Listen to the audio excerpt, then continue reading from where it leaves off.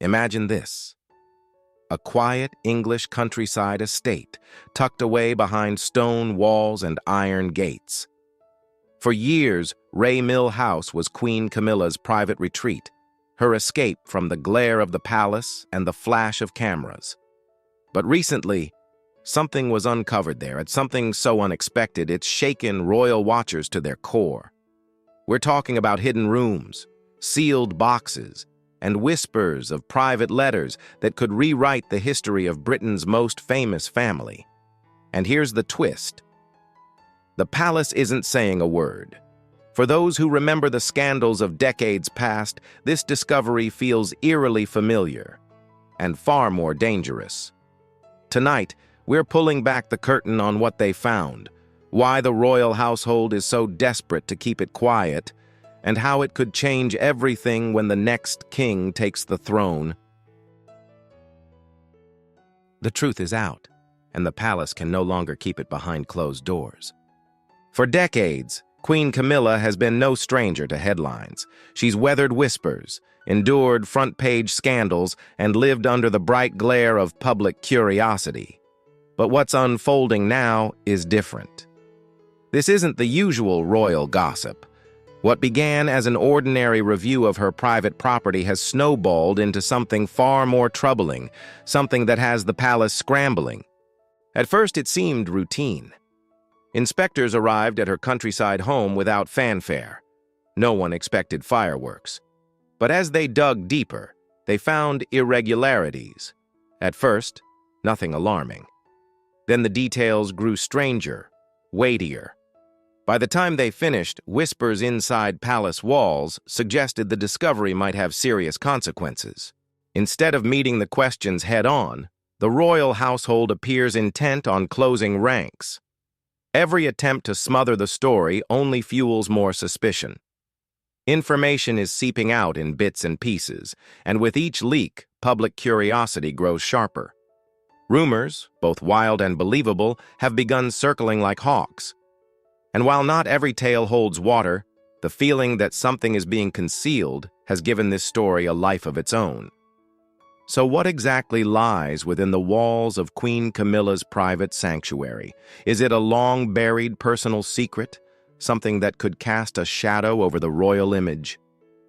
The silence from the palace is deafening, and the absence of answers speaks volumes. That sanctuary is Ray Mill House, tucked away in the rolling green of Wiltshire. Many Americans might imagine a queen's life is forever tied to Buckingham Palace, but the reality is far more personal. King Charles and Queen Camilla don't live there year-round. In London, they stay at Clarence House. When they crave the countryside, Charles heads to Highgrove in Gloucestershire, while Camilla slips away to her own retreat, bought in 1994 after her divorce from Andrew Parker Bowles. Ray Mill House is more than bricks and mortar. It's where Camilla lived full-time before marrying Charles, and even after stepping into royal life, she refused to let it go. It's her refuge, her link to the life she led before the crown. After Queen Elizabeth II's passing in 2022, Charles sought comfort at Highgrove. Camilla returned here, not for luxury, but for peace of mind. From the outside, Ray Mill looks like a charming English country home, complete with a walled pool, horse stables, lush gardens, and a gentle stream. Inside, it's cozy rather than grand.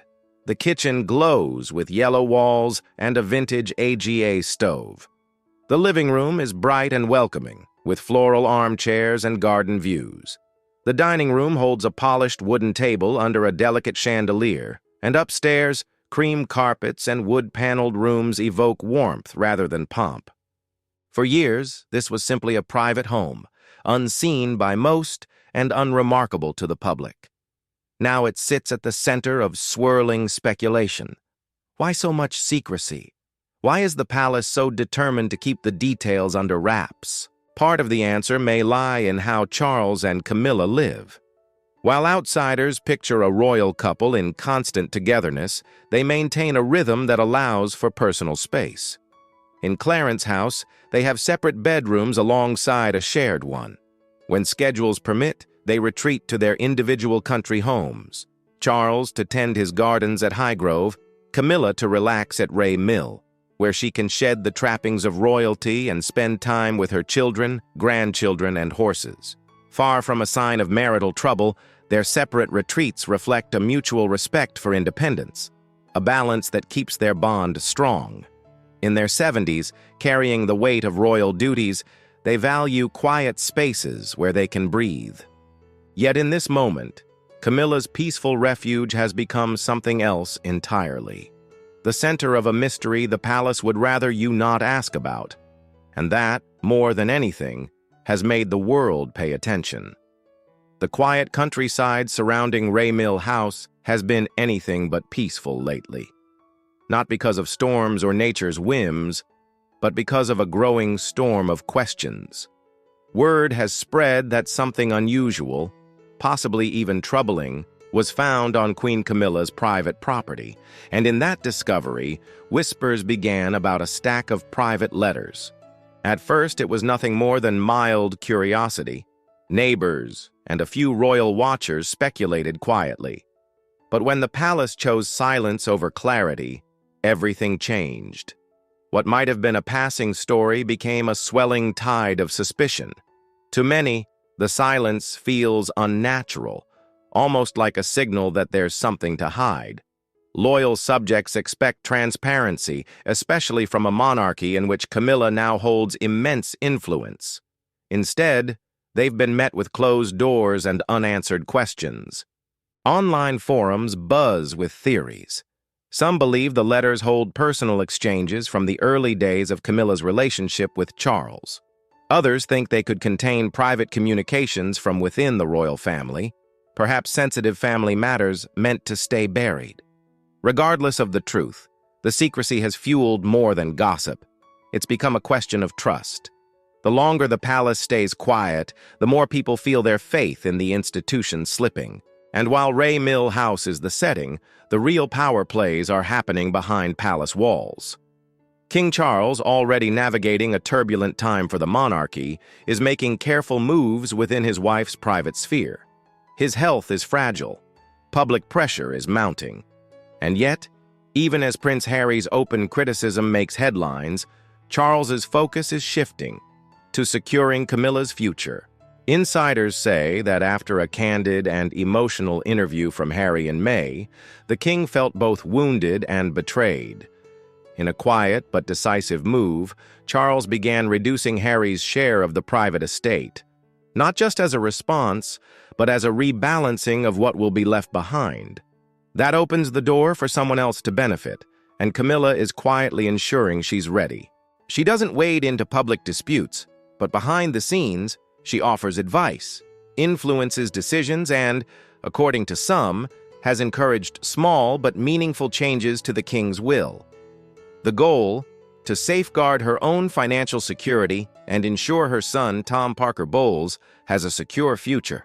Tom, though not royal by blood and without a title, has been appearing more often beside his mother at public events.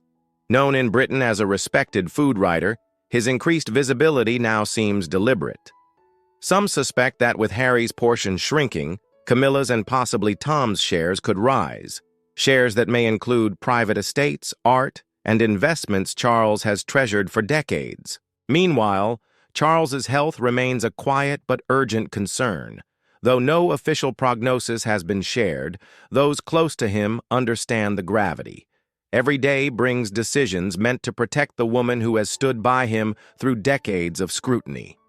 Camilla, in turn, moves carefully, never rushing, always mindful of timing. But what happens when Charles is gone? The answer lies with his heir, Prince William. By law, William will become king.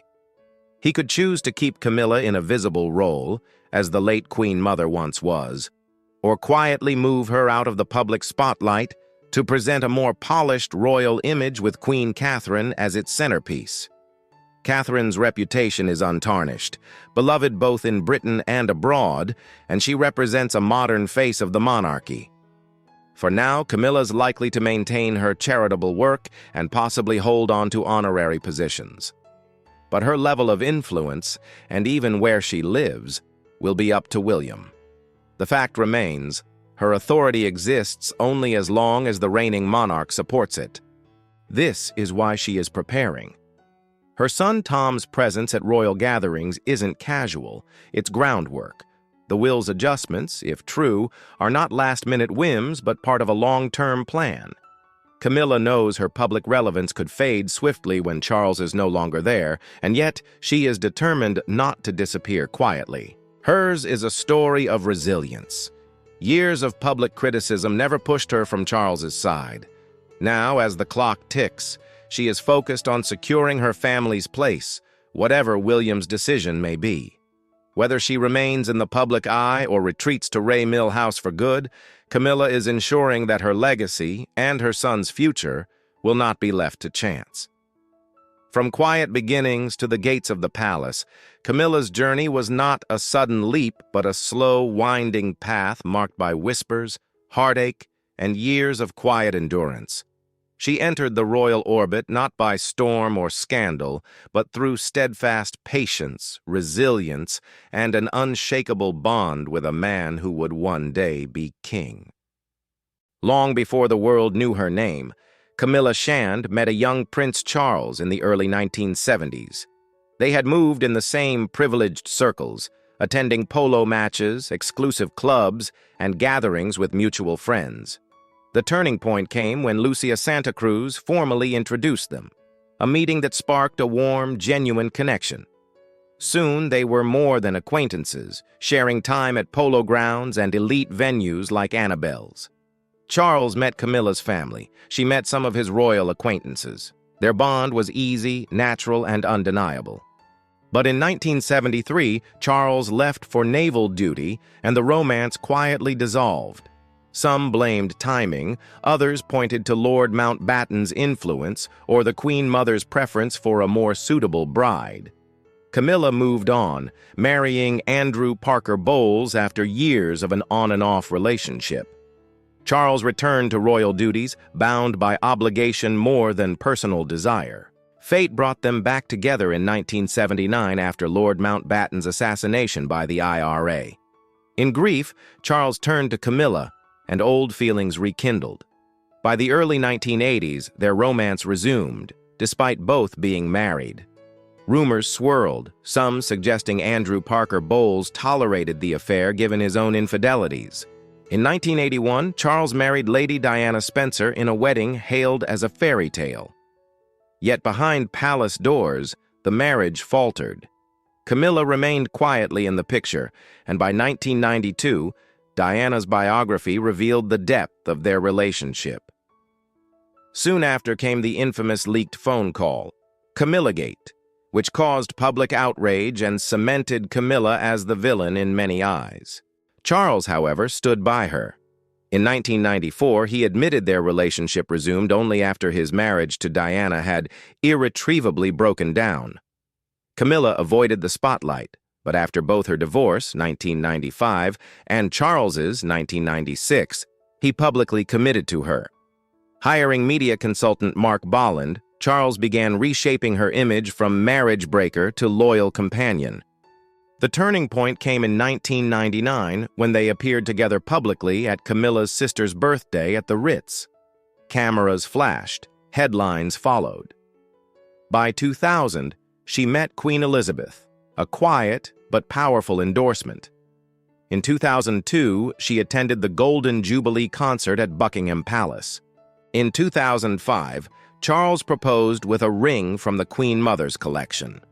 Their civil wedding was delayed by Pope John Paul II's death, forcing a reschedule. The Queen skipped the ceremony but attended the blessing, signaling her acceptance. Camilla took the title Duchess of Cornwall, avoiding any attempt to replace Diana's image, and carried herself with calm dignity. Honors followed, as did growing public acceptance. Between life at Clarence House and retreats to Scotland, Camilla kept Ray Mill House in Wiltshire as her private refuge, a modest, non-royal space where she could be herself away from constant scrutiny. But recently, that quiet sanctuary has drawn unexpected attention. Reports suggest that during routine maintenance, workers stumbled upon more than antique furniture. Whispers speak of hidden letters, perhaps from Camilla's youth or prominent royal figures, that could reveal deeply personal or historically sensitive details. Others hint at forgotten heirlooms tucked in false compartments, or even a concealed passage used for privacy or security. The palace has stayed silent, but its silence only fuels speculation. What could be so sensitive within the walls of a countryside home? Are the contents merely personal, or could they alter public understanding of royal history? Ray Mill House was meant to be Camilla's safe haven. Now, under the weight of curiosity, it has become a place of mystery. Whether the secrets hidden there touch only her private life or reach into the monarchy's deeper past remains unknown. For now, the truth stays locked behind its stone walls and shuttered windows, waiting to be uncovered.